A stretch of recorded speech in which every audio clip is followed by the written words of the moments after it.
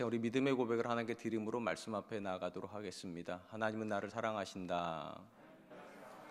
하나님은 내 인생의 크고 비밀한 계획 가지고 계신다. 하나님은 오늘도 나와 동행하셔서 그 계획 이루어 주신다. 아멘. 그렇게 될 줄로 믿습니다. 아멘. 성경은 하나님의 대표적인 속성을 사랑과 공의로 소개를 합니다. 하나님은 인류를 사랑하심으로 하나님의 형상으로 사람을 창조하셨을 뿐만 아니라 그들을 위해서 가장 완벽한 공간인 에덴 동산을 조성하여 주셨습니다. 그러나 하나님은 동시에 공의로우셨기 때문에 범죄한 인류에게 죽음을 언도하셨고 사랑하셨음에도 불구하고 그들을 에덴 동산에서 내어 쫓으셨습니다. 성경 안에서 하나님의 사랑과 공의는 상호 보완적인 역할을 하는 모습을 보게 됩니다. 하나님의 공의가 하나님의 사랑의 울타리 역할을 하는 것입니다. 즉 하나님은 그분의 공의라는 울타리 안에서 사랑하시기로 작정하신 것입니다. 하나님의 사랑과 공의가 저와 여러분들에게 가장 피부로 와닿는 부분이 있다면 구원의 문제일 것입니다. 사실 하나님께서 구약의 기록을 통하여서 저와 여러분들에게 확인시켜주고 계시는 내용이 있다면 인류는 전혀 구원받기에 합당하지 않다는 사실이었습니다. 이것이 너무나도 분명한 것은 하나님께서 인류 역사 중에 특별히 은혜를 베푸심으로 그분의 백성으로 삼으셨던 이스라엘조차도 이방의 나라들과 전혀 다르지 않은 역사를 쓰고 있는 모습에서 확인하게 됩니다. 바로 이런 이유에서 하나님은 의인은 하나도 없고 다 치우쳐 더러운 자가 되었다 그렇게 탄식하셨던 것입니다. 이방인들은 하나님을 모르기 때문에 죄를 짓고 이스라엘은 하나님을 알매도 불구하고 심지어 감당할 수 없는 은혜를 받았음에도 죄를 짓고 있는 현실은 더 이상 인류가 구원받기에 합당하지 않다는 사실을 여실히 보여주고 있습니다. 당연히 이제 하나님은 그분의 공의에 근거하여 죄 가운데 있는 인류를 심판하셔야 마땅했습니다. 그런데 문제는 하나님께서 공의로우실 뿐만 아니라 사랑이시라는 데서 벌어집니다. 하나님은 사랑이시기 때문에 인류를 심판하기를 원하지 않았습니다. 그런 점에서 인류의 구원은 하나님의 공의와 하나님의 사랑이 충돌하는 현장이라고 보아야만 합니다. 절대적으로 공의로우시기 때문에 심판하셔야 되지만 또한 동시에 절대적으로 사랑이시기 때문에 인류를 심판하실 수 없으시기 때문입니다. 이렇게 공의와 사랑이 충돌하는 인류의 구원의 문제를 풀기 위해서 하나님께서 하신 것은 예수 그리스도를 이 땅에 보내시는 일이었습니다. 하나님은 아무런 죄가 없는 예수 그리스도를 인류를 위해서 희생하심으로 하나님의 공의를 충족시키셨을 뿐만 아니라 예수 그리스도로 말미암아 인류를 구원하심으로 하나님의 사랑도 충족하셨습니다. 성경적 관점에서 볼 때 하나님의 공의와 사랑은 각각의 근거를 가지고 있습니다. 하나님의 공의의 근거가 되는 것은 하나님의 거룩하심이십니다. 하나님이 거룩하시기 때문에 죄를 용서하실 수 없는 것입니다. 그렇다면 여러분, 하나님의 사랑의 근거는 무엇이겠습니까? 성경에서 사도 바울이 하나님의 사랑의 근거를 이렇게 이야기를 합니다. 에베소서 2장 4절로 5절입니다. 긍휼이 풍성하신 하나님이 우리를 사랑하신 그 큰 사랑을 인하여 허물로 죽은 우리를 그리스도와 함께 살리셨고 너희는 은혜로 구원을 받은 것이라. 사도 바울은 하나님의 사랑의 근거가 우리 안에 있다라고 말하는 것이 아니라 하나님의 긍휼이라고 그렇게 말을 합니다. 하나님이 각 사람을 불쌍히 여기시기 때문에 사랑하시는 것이라는 것입니다. 불쌍히 여기셨기 때문에 우리를 죽이실 수 없어서 아들을 죽이시기로 그렇게 결정하신 것입니다. 오늘 우리가 살펴보게 될 본문의 말씀은 성도인 저와 여러분들이 하나님의 이 큰 풍성하신 긍휼을 경험하기 위해서 우리에게 요구되는 신앙의 모습이 무엇인가를 소개하고 있습니다. 오늘 본문의 말씀은 우리가 알고 있는 대로 사도 요나를 위해서 하나님께서 물고기를 준비시켜 주시고 그 물고기 안에서 요나가 하나님의 긍휼을 기도하는 내용의 전반부에 해당되는 내용입니다. 우리가 지난 시간에 살펴본 것처럼 하나님은 마땅히 죽어야 하는 요나를 위해서 고기를 준비시켜 주셨습니다. 이 물고기가 준비되고 요나는 생명을 부지할 수 있었던 것입니다. 이는 불순종했음에도 불구하고 하나님께서 요나를 긍휼히 여기셨음을 보여주는 대목입니다. 그러나 요나에게 보여주고 있는 이 긍휼은 특별한 모습을 가지고 있습니다. 요나에게 주어진 이 긍휼이 그의 모든 문제를 다 해결해 주지는 않았다는 것입니다. 물고기 안에 들어가서 생명을 부지는 하였지만 여전히 그는 물고기 밖으로 나와야 되는 문제를 가지고 있습니다. 그리고 이 또한 요나가 스스로 해결할 수 있는 문제가 아니라는 점에서 하나님의 은혜가 절대적으로 필요한 상황입니다. 하나님의 긍휼이라는 관점에서 볼 때 하나님께서 요나에게 물고기를 준비시켜 주신 하나님의 긍휼과 이후에 요나가 입게 되는 하나님의 긍휼에는 분명한 차이가 있습니다. 요나에게 물고기를 준비시켜 주시기 위해서 요나에게 요구되는 건 아무것도 없었습니다. 다만 하나님이 요나를 불쌍히 여기심으로 그에게 물고기를 허락하신 것입니다. 그러나 이후에 요나가 경험하게 되는 하나님의 긍휼에는 분명한 근거가 있습니다. 오늘 본문에서 우리가 바로 이 하나님께서 이후에 요나에게 베푸시는 긍휼의 근거가 무엇이었는지를 함께 살펴보려고 합니다. 첫 번째로 요나가 고난의 상황에서 오히려 하나님의 긍휼을 경험할 수 있었던 이유가 있다면 그가 하나님께 고개를 들어 부르짖기 시작했다는 것입니다. 2절 말씀입니다. 이르되 내가 받는 고난으로 말미암아 여호와께 불러 아뢰었더니 주께서 내게 대답하셨고 내가 수월의 뱃속에서 부르짖었더니 주께서 내 음성을 들으셨나이다. 본문에서 우리가 유심히 보아야 될 것이 있다면 내가 받는 고난으로 말미암아 여호와께 불러 아뢰었더니라고 하는 요나의 고백입니다. 이는 요나에게 찾아온 고난이 요나를 하나님께로 돌이키는 계기가 되었음을 보여주는 것입니다. 우리가 익히 알고 있는 대로 성경 안에서 기록되어지는 고난은 다 죄로 말미암는 것은 아닙니다. 우리가 성경에서 발견하고 있는 많은 고난 중에는 죄와 상관없는 고난들이 있습니다. 요셉이 애굽으로 종으로 팔려가는 상황, 욥이 건강과 재산과 자녀들을 모두 잃게 되는 상황, 다니엘이 사자굴에 던져지는 상황은 전혀 죄와 상관이 없습니다. 그런 점에서 이런 기록들은 때로는 하나님께서 죄와 무관하지만 고난을 통해서 그분의 선한 뜻을 이루신다는 것을 우리에게 보여주는 기록들입니다. 그럼에도 불구하고 하나님은 한 사람이 하나님 앞에 죄를 짓는 것에 대해서 절대로 침묵하지 않으시고 크건 작건 간에 모든 죄에 대해서 고난을 허락하신다는 사실입니다. 이 부분은 우리가 서론에서 이미 살펴본 것처럼 하나님의 공의가 역사하기 때문입니다.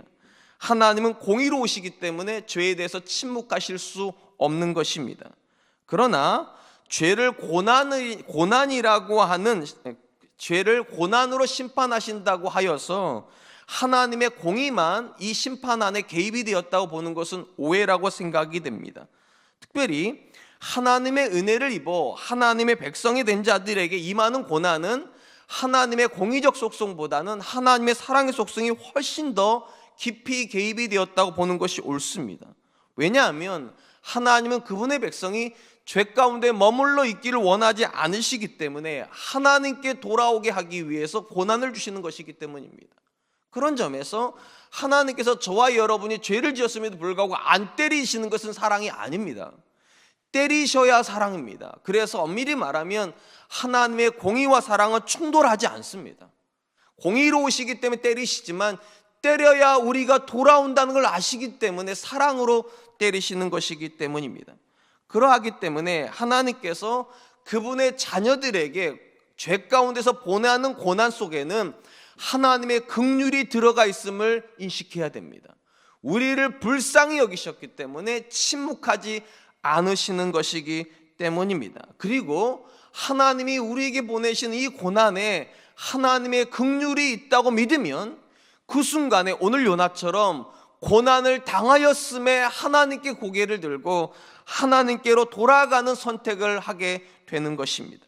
문제는 하나님의 선택을 받아 그분의 자녀가 되었음에도 불구하고 고난의 상황 앞에서 하나님께 돌아가기를 거부하는 자녀들이 의외로 많다는 사실입니다. 비록 자신이 죄를 지었을지라도 하나님께서 고난을 주시는 것을 합당하게 여기지 않는 것입니다. 하나님은 무조건 나를 사랑하셔야만 한다고, 무조건 하나님은 내가 어떻게 살든지 간에 내게 복만을 주셔야 된다고 고집스럽게 억지를 부리는 사람들이 의외로 많이 있습니다.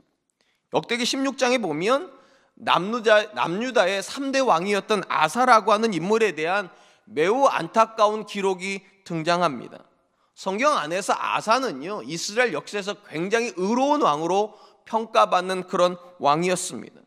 그는 남유다가 우상숭배로 치우칠 그런 시점에 이스라엘의 왕이 되어서 모든 산당과 태양상을 제거하여서 남유다를 하나님께로, 그리고 온 이스라엘의 하나님께로 돌아올 수 있는 계기를 만들어 주었던 그런 왕이었습니다. 하나님이 이런 아사에게 은혜를 베풀어서 그가 다스리는 동안에 외부의 침입으로부터 나라를 평안하도록 그렇게 인도하여 주셨습니다. 그런데 이렇게 신실한 왕이었던 아사에게 사소한 문제가 하나 발생하게 됩니다. 바로 북이스라엘 왕이었던 바하사라고 하는 인물이 북이스라엘과 남유다의 중간 지점이 해당되는 라마에다가 건축을 하려고 했다는 것입니다. 그리고 그가 이 건축을 하려고 했던 가장 근본적인 이유는 북이스라엘 사람들이 남유다로 왕래하는 것을 차단하기 위해서였습니다.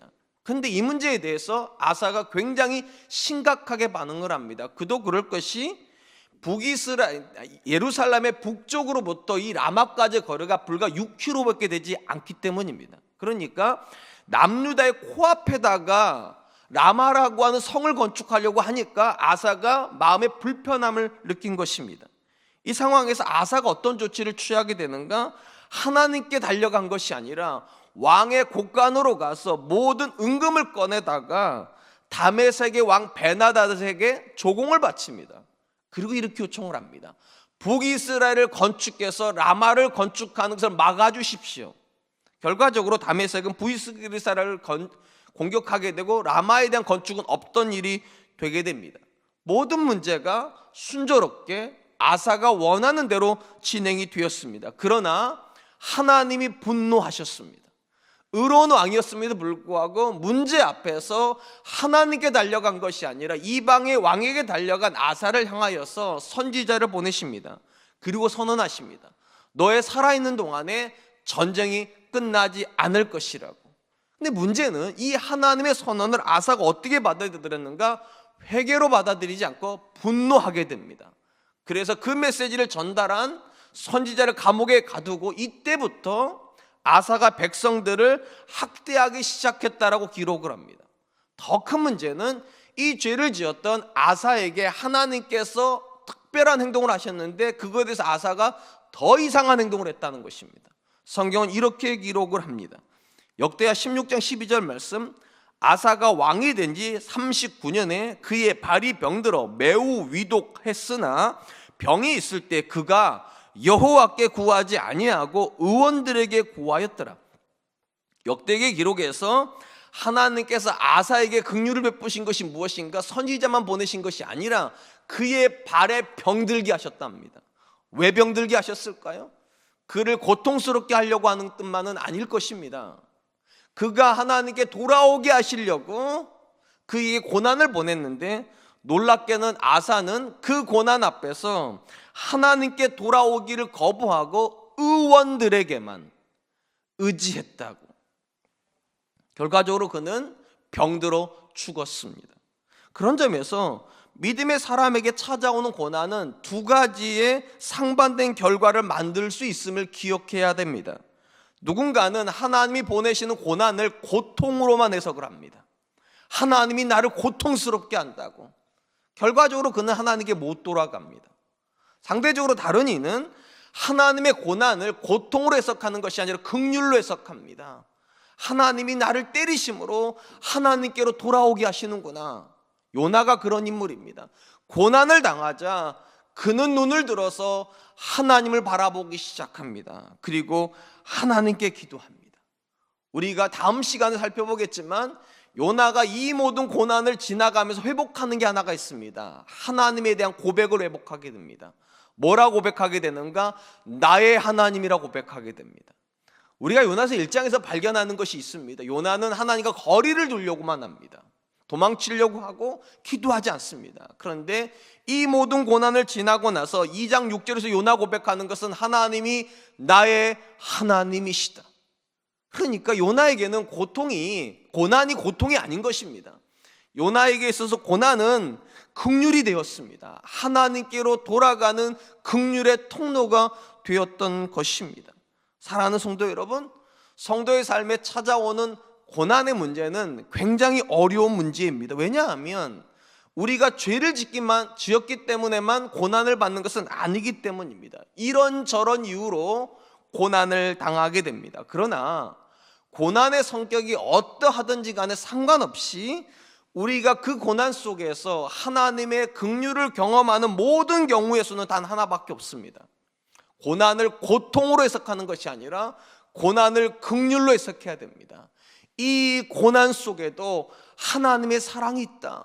이 고난을 통해서도 하나님은 내게 베푸실 은혜를 예비하고 계신다. 이 믿음의 고백이 있어야 그는 하나님을 바라볼 것입니다.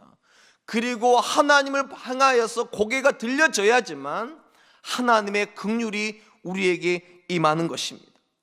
분명한 것은 우리 중에 하나님께서 주시는 고난 앞에서 억울한 분들이 굉장히 많을 거예요. 내가 이러려고 하나님 믿었나? 내가 이러려고 이렇게 성실하게 살았나? 내가 이러려고 간절히 하나님께 기도했나? 때로는 분노가 일어날 수도 있습니다. 그러나 기억하십시오. 억울함이나 분노는 절대로 하나님의 긍휼을 이끌어내지 못합니다. 하나님의 긍휼을 이끌어낼 수 있는 유일한 근거는 그 고난 속에서도 여전히 하나님이 선하시다고 믿는 것입니다. 그리고 이렇게 말해야 됩니다. 하나님, 내게 긍휼을 베풀어 주시옵소서. 왜냐하면 우리가 만나는 모든 고난은 하나님의 선하심에서 출발했기 때문입니다. 하나님의 선하심이 없는 고난은 없습니다. 지금 이 땅 가운데 찾아온 코로나19가 우리에겐 고통일지 모르겠지만 이 또한 하나님의 선한 뜻을 이룰 줄로 믿습니다. 이 믿음이 있어야 우리는 긍휼을 기도할 수 있을 줄로 믿습니다. 두 번째로 우리가 요나의 기도 속에서 발견하게 되는 긍정적인 태도가 있다면 요나가 하나님의 주권을 고백하고 있다는 것입니다. 3절 말씀입니다. 주께서 나를 깊음 속 바다 가운데에 던지셨으므로 큰 물이 나를 둘렀고 주의 파도와 큰 물결이 다 내 위에 넘치나이다. 요나는 절망적으로 보이는 상황 속에서 기도를 하면서 뭐라고 고백하는가? 이 모든 일이 다 주께서 행하신 일이라고. 특별히 주목할 표현이 이것입니다. 주께서 나를 바다 가운데 던지셨으므로. 여러분, 엄밀히 말하면은요, 현상적으로는 요나를 바다에 던진 이들은 뱃사공들입니다. 뱃사람이 요나를 던진 거고 그거보다 출발된 것은 요나가 죽겠다고 작정한 겁니다. 근데 놀랍게도 이 모든 과정을 어떻게 해석했는가? 주께서 던지셨다고. 심지어 파도를 설명할 때도 뭐라고 말하는가? 주의 파도가, 바다의 파도가 아닙니다. 바다가 일으키고 싶어서 일어난 파도가 아니라 주께서 일으키신 파도가 요나를 삼켰다고 그렇게 말을 합니다. 왜 이 고백이 중요한가? 요나가 지금까지 살아오면서 경험했던 그 모든 여정을 하나님이 주관하셨다면 이후로 요나가 걸어갈 모든 여정도 하나님이 주관하실 것이 의심이 여지가 없기 때문입니다. 그러니까 요나는 절망적인 상황임에도 불구하고 이 모든 상황도 여전히 하나님이 붙들고 계시다는 믿음의 고백이 있으니까 그가 긍휼을 기도할 수 있다는 것입니다. 우리가 요나의 이 기도를 이해하려면 요나가 지금 자기 자신의 상황을 어떻게 이해하고 있는가를 살펴볼 필요가 있습니다. 기억하시는지 모르겠는데요, 요나가 지금 자기가 어디서 기도한다고 말했는가? 물고기 뱃속에서 기도한다고 말하지 않았습니다. 뭐라고 기도했는가? 수올의 뱃속에서 기도한다. 이 수올이란 단어는요, 유대인들이 땅의 가장 깊은 지점을 가리킬 때 쓰는 단어였습니다. 과거의 성경을 번역할 때는 이 단어를 지옥이라고 번역을 했습니다. 그러니까 유대인들에게서 이 수올은 죽은 사람이 가는 가장 밑에 있는 지점입니다. 근데 적어도 유대인적 관점에서 보면 요나가 자기 자신을 수올의 뱃속에서 기도한다고 말했다면 그에게 소망이라 불리는 것은 존재하지 않아야 됩니다. 왜냐? 수올은 죽은 자가 가는 거예요. 그리고 요나는 자기 자신을 어떻게 인식하는가? 지금 자기가 만나고 있는 상황은 죽음으로 해석해야 된다는 거예요. 가능성이 하나도 없다는 거예요. 그도 그럴 것이 고래가 요나를 불쌍히 여겨서 살려줄 가능성이 있습니까? 고래는 아니죠. 큰 물고기죠. 큰 물고기가 의지적으로 요나를 살려주겠습니까? 그럴 일 없어요. 그러면 요나가 이 물고기를 조종할 수 있습니까? 없어요. 그러니까 상황적으로 놓고 보면 요나가 살아날 가능성은 없습니다. 절망의 상태입니다. 그래서 수월이라는 단어를 쓰는 거죠. 근데 놀라운 것은 이 수월의 지점에서 요나가 기도를 하고 있답니다. 무슨 말입니까? 요나는 아직 포기하지 않았다는 겁니다. 절망이고 죽음이고 끝인데도 요나는 포기할 줄을 몰라요. 그래서 기도하고 있는 겁니다. 성도에게서 왜 기도가 그렇게 중요합니까? 기도는 포기하지 않았다는 증거니까요. 모든 사람이 안 된다고, 모든 사람이 끝났다고, 이제는 기회가 없다고 말하는 그 지점에서 성도가 아직도 소망이 있다고 말하는 것이 기도입니다. 이 본문에서 우리가 두 번째로 주목하려고 하는 것은 요나가 기도하고 있다는 사실이 가지는 의미입니다. 이는 요나는 자기 상황이 수월과 같을지라도 아직도 소망이 남아있다라고 부르짖고 있기 때문입니다. 그리고 이 부르짖음의 가장 중요한 고백이 뭐냐? 주께서 이 모든 일을 하고 계시다고. 나를 수월의 지점에 보내신 분도 주님이시라면, 하나님이시라면, 나를 꺼내실 수 있는 분도 하나님이시라는 거죠. 내가 들어간 수월이란 못 나옵니다. 내 스스로 만든 덫에 걸린 거라면 우리는 못 빠져나옵니다. 근데 하나님께서 나를 그곳에 보내신 거라면 하나님이 나오게 하실 수 있다. 소망이 하나님께 있다고 믿는 사람만 긍휼을 기도할 수 있습니다. 하나님, 아무도 나를 건져줄 수 없을지라도, 아무도 나를 도와줄 수 없는 이 절망의 지점에서도 하나님은 하실 수 있습니다. 이 고백을 믿는 사람이 긍휼을 기도할 수 있는 것입니다. 중국의 철학자인 장자라고 하는 사람이 이런 말을 했습니다. 대붕 역풍비 생어 역수영. 굉장히 어려운 말인 것 같지만 해석은 굉장히 쉽습니다.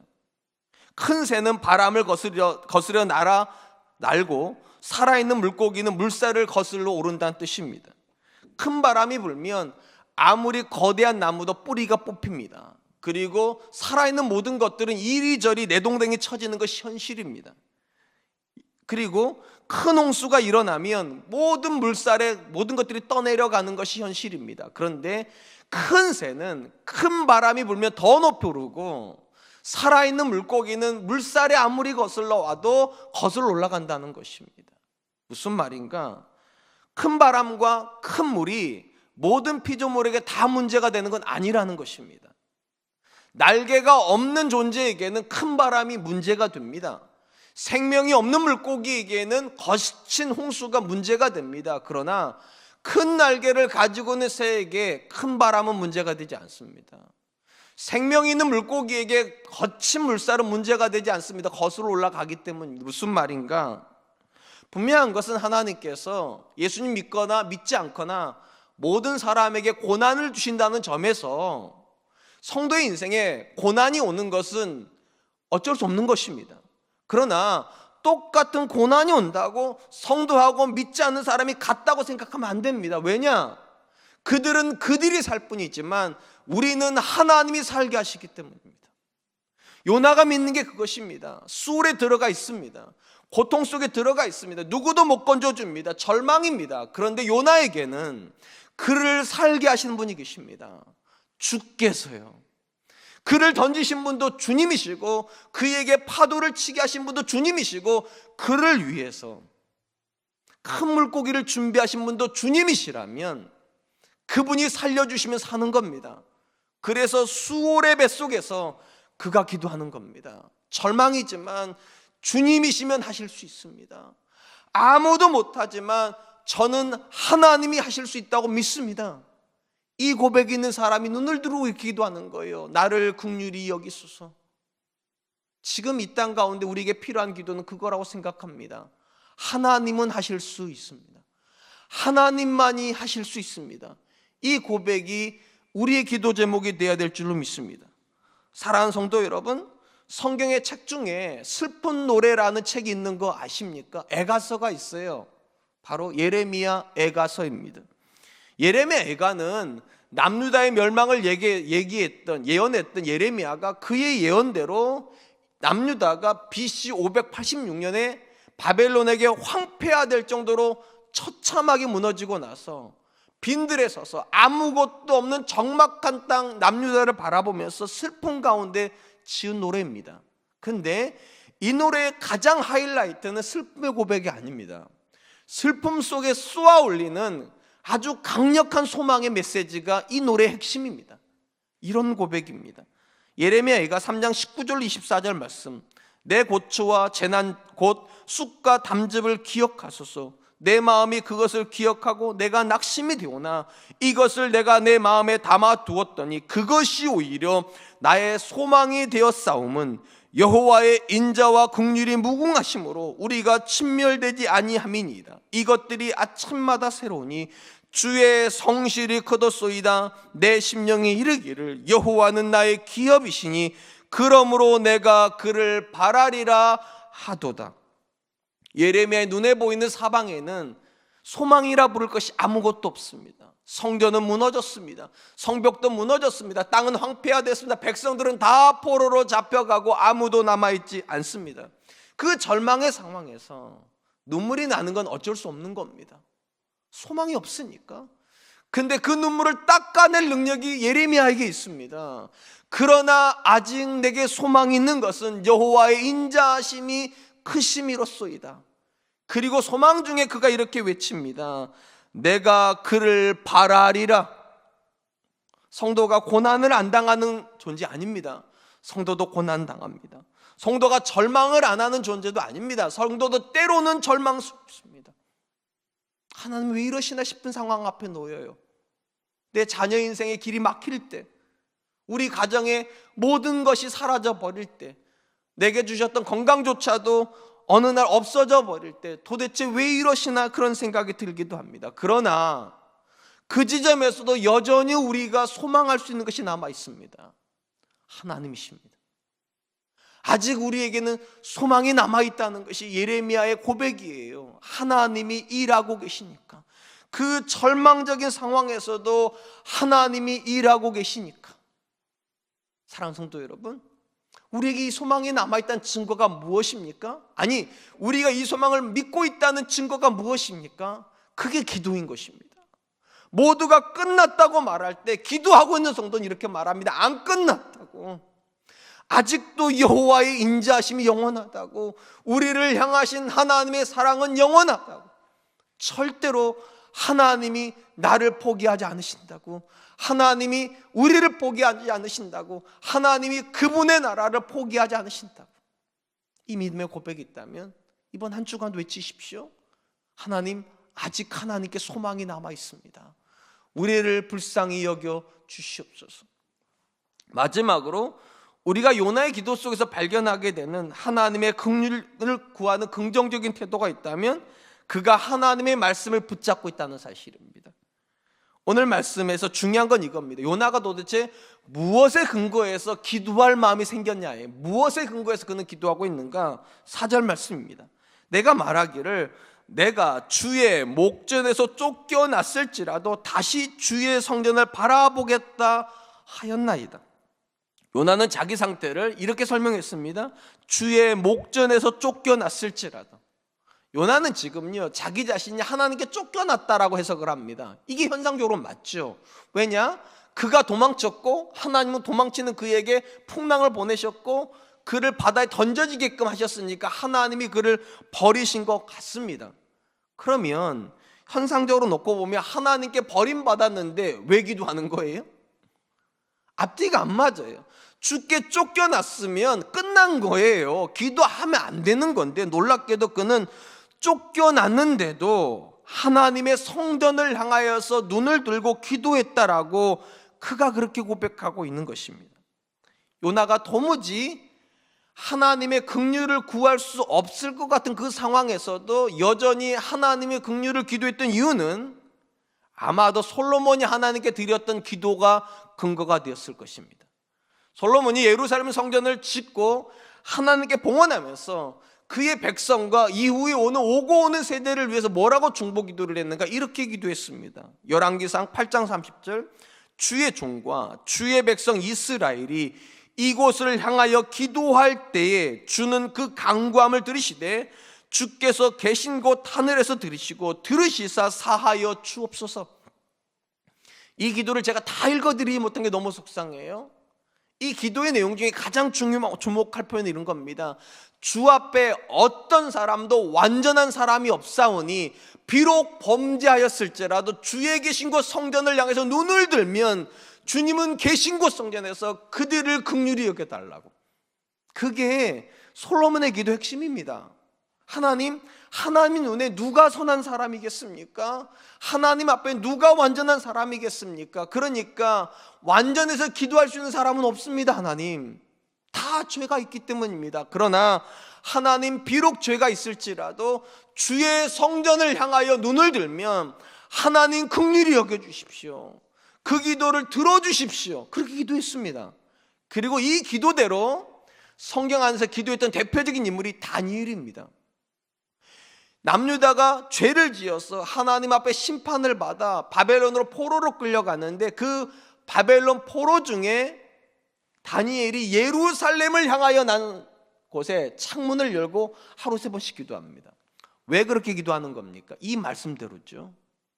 비록 우리가 죄를 지어 이방에 쫓겨났을지라도 하나님의 성전을 향하여서 우리가 눈을 들면 하나님은 계신 곳에서 우리를 보시고 긍휼히 여겨달라고. 오늘 본문에서 요나가 왜 기도하는 겁니까? 분명히 하나님께 쫓겨나고 있다는 걸 자기가 아는데, 하나님께 벌받고 있다는 걸 자기가 아는데 왜 기도하는 겁니까? 상황을 붙잡고 기도한 게 아닙니다. 말씀을 붙잡고 기도하는 거예요. 우리 중에 하나님 앞에 당당한 사람이 얼마나 있을까요? 하나님, 저 좀 보십시오. 저 이렇게 잘 살고 있으니까 내 기도 들어주십시오. 그럴 만한 분이 얼마나 있을까요? 없습니다. 우리가 하나님 앞에 할 수 있는 일은 딱 하나밖에 없잖아. 하나님, 나 같은 죄인 어떻게 합니까? 마음으로는 자꾸만 그러고 싶지 않은데 자꾸만 입술로 범죄하는 나를 어쩌면 좋습니까? 생각으로는 그러고 싶지 않은데 자꾸만 악한 길로 가는 나를 어쩌면 좋습니까? 이게 우리 대부분의 현실 아닙니까? 그럼에도 불구하고 우리에게 여전히 소망이 남아있는 것이 무엇입니까? 하나님 말씀의 약속이잖아요. 비록 우리가 하나님 앞에 죄인일지라도 우리가 주님 계시는, 하나님 계시는 성전을 향해서 눈을 들면 하나님 우리를 긍휼히 여기시고 우리의 기도를 들어주십시오. 요나가 그 말씀에 소망을 두고 있는 겁니다. 내가 비록 하나님께 버림받는 듯한 상황 앞에 놓여 있을지라도 하나님은 여전히 나를 긍휼히 여기신다. 그리고 그가 기도하자 하나님이 놀랍게도 그의 기도를 들으셨다는 겁니다. 그리고 그 모든 기도를 들으신다는 걸 알게 되자 그의 고백이 바뀝니다. 하나님이 나의 하나님이시라고. 거리를 두었던 하나님께 거리를 좁혀가는 일을 할 수 있게 됩니다. 한번 생각해 보시기 바랍니다. 요나가 바다에 던져져서 물고기 뱃속에 들어가는 데까지 얼마의 시간이 소요됐을까요? 혹시 이 자리에 계신 분들 중에, 또 예배를 드리시는 분들 중에 물속에 빠져보신 분들 계십니까? 얼마나 사람이 버틸 것 같습니까? 제가 중학교 때 물에 빠져서 죽을 뻔해 봤어요. 오래 못 버팁니다. 물 꼬르륵 먹다 보면 정신이 혼미해져 가지고 그 죽음이 바로 코앞에 놓이니까 아무리 길어봐야 5분입니다. 이 5분 동안 요나가 꼬르륵 내려가면서 뭐를 생각했는가? 말씀을 생각했다는 거예요. 놀랍게도요. 내가 죽는구나를 생각하는 것이 아니라 계신 곳 성전을 바라봐야 되는 이 말씀을 생각했다는 거예요. 그리고 그 5분 안에 하나님 결정하셨다는 겁니다. 물고기로 하여금 요나를 삼키라고. 딱 5분이 그 인생을 결정해 버린 겁니다. 5분 안에.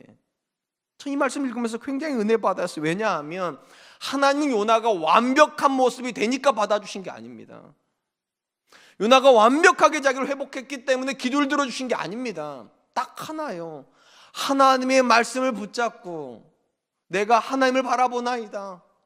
솔로몬이 기도한 것처럼 죄인인 내가 주의 성전을 바라보나이다. 그 말씀이 드려질 때 하나님이 요나를 살리기로 결정하신 겁니다. 사랑하는 성도 여러분, 하나님은 아십니다. 저와 여러분이 완전하지 않다는 것을.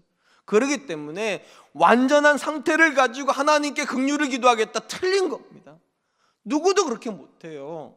우리는 다 불완전한 존재입니다. 그렇기 때문에 하나님께서 우리에게 이렇게 말씀 안 하시는 겁니다. 다 고치고 오라고. 아내한테 잘못한 거, 자녀한테 잘못한 거, 주변 사람 잘못한 거 다 고치고 오면 내가 기도로 들어줄게, 그렇게 말씀하지 않습니다. 다만 이렇게 말씀하시는 거예요. 하나님이 너를 긍휼히 여기시고 언제든지 너를 받아주신다라는 이 말씀의 약속을 붙잡고 네가 내게 나오면 내가 너를 받아주리라, 내가 너를 치료해 주리라. 이 약속을 믿으면 그는 하나님께 기도할 수 있습니다. 하나님, 나 같은 자여도 주님 불쌍히 여겨주십시오. 죄된 생각을 밥 먹듯이 하는 나 같은 사람임에도 불구하고 하나님, 나를 고쳐주십시오. 놀라운 것은 이 말씀을 붙잡고 기도하면 하나님 들어주신다는 겁니다. 반드시 기억하십시오. 상황을 붙잡고 기도하는 거 아닙니다. 내 형편을 가지고 기도하는 거 아닙니다. 오히려 말씀을 붙잡고 기도하는 거예요. 주께서 고쳐주신다 하지 않으셨습니까? 주께서 사랑한다고 하지 않으셨습니까? 주께서 받아주신다고 하지 않으셨습니까? 주님, 저 받아주십시오. 주님, 저 긍휼히 여겨주십시오. 이 부분에서 호세아 선지자의 고백은 참 의미가 있습니다.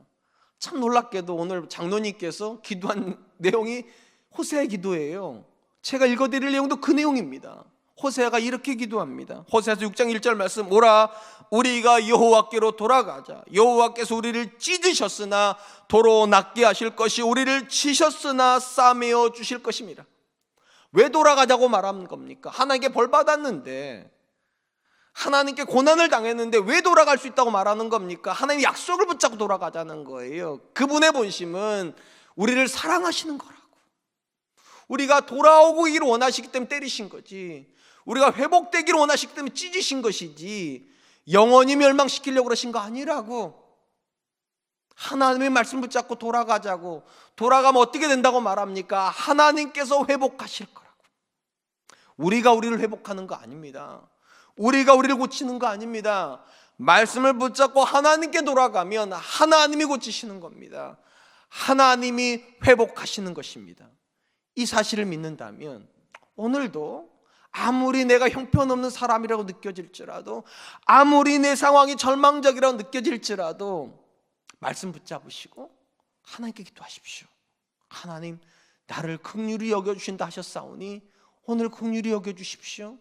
나를 고쳐주신다 하셨사오니 하나님, 오늘 고쳐주십시오. 저는 믿습니다.